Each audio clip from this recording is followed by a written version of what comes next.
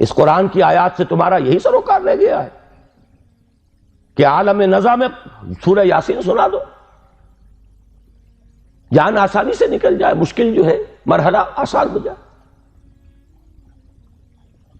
یہ صرف ایصال ثواب یا حصول ثواب کا ایک آلہ بن گیا۔ کیا کر رہے ہیں اس قرآن کے ساتھ؟ اس کی قدر و قیمت کا کیا اندازہ ہم نے کیا؟ بہرحال جو بھی ربع صدی لگائی ہے آپ کے شہر لاہور میں، سن 65 میں منتقل ہوا تھا، یہاں 90 آ گیا ہے، اب تو ربع صدی میں تو کوئی کمی نہیں رہی۔ اور پہلی جو 2 تقریریں کی تھی مسلمانوں پر قرآن مجید کے حقوق، سوچو صدر ایوب کا دور تھا، وہ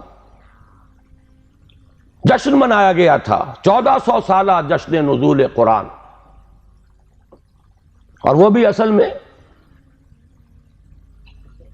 ایک بڑی یوں سمجھیے کہ ہوشیاری کا کام تھا۔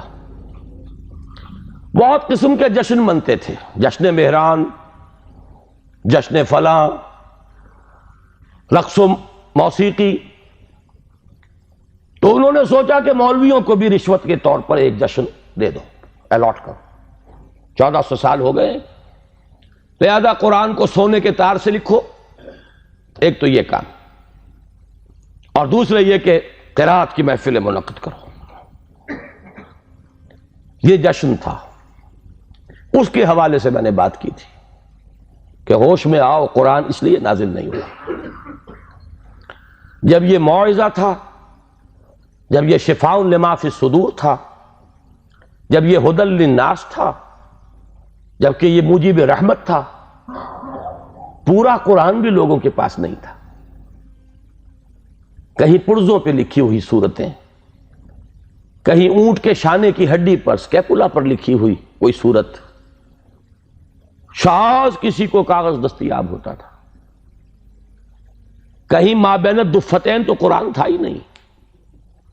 وہ تو حضرت ابوبکر نے کیا ہے، حضور کے زمانے میں تو نہیں تھا، سینوں میں جمع ہو گیا تھا۔ سونے کے تار سے کیا سوال، تانبے کے تار سے لکھا ہوا بھی نہیں تھا، کاغذ پر چھپا ہوا تھا ہی نہیں،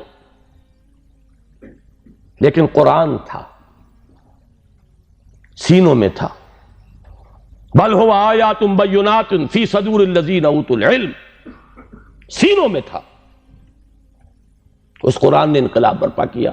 آج ہم 1,000 روپے کا نسخہ جو ہے خرید کر بچیوں کو جہیز میں دیتے ہیں، لیکن یہ کہ وہ قرآن حقیقت میں نہیں ہے۔ لا یبقى من الاسلام الا اسمہ ولا یبقى من القرآن الا رسمہ، رسم الخط ہے۔ تو دوڑ پیچھے کی طرف ہے گردش ایام تو، ضرورت ہے لوٹنے کی قرآن کی طرف۔ اس لوٹنے کے لیے اپنی جگہ پر خود بھی آدمی طے کرے جو کمی ہے۔ اگر قرآن مجید آپ نے نازلہ بھی نہیں پڑھا ہے تو شرمائیے نہیں، اس کمی کی تلافی اب کیجئے۔ اور میں کہا کرتا ہوں کہ حضور کی بسم اللہ ہوئی تھی 40 برس کی عمر میں، جب قرآن کی پہلی آیت نازل ہوئی ہے اور حکم ہوا اقرا، آپ نے یہ کہا تھا ما انا بقاری، میں تو پڑھنے والا نہیں ہوں، پڑھا ہوا نہیں ہوں۔ 40 برس کی عمر تھی تب قرآن پڑھنا شروع کیا۔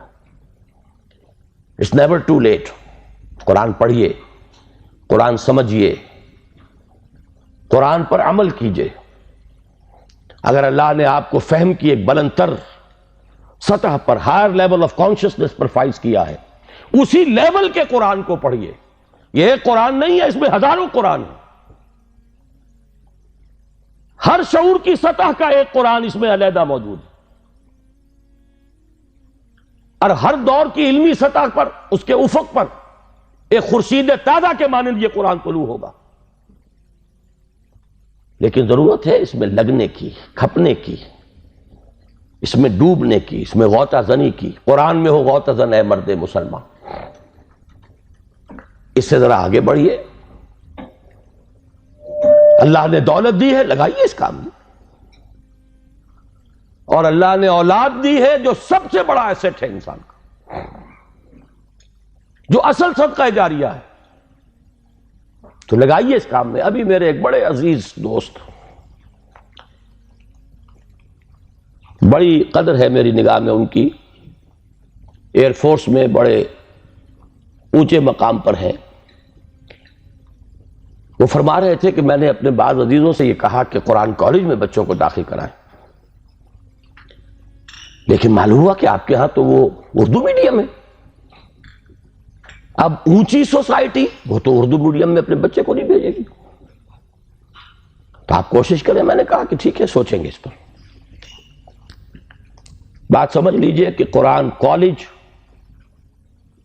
آپ کے معاشرے کی ان ضرورتوں کو پورا کرنے کے لیے نہیں ہے۔ قرآن کالج ان دیوانوں کے لیے ہے جو طے کر لیں کہ ہمارا مطلوب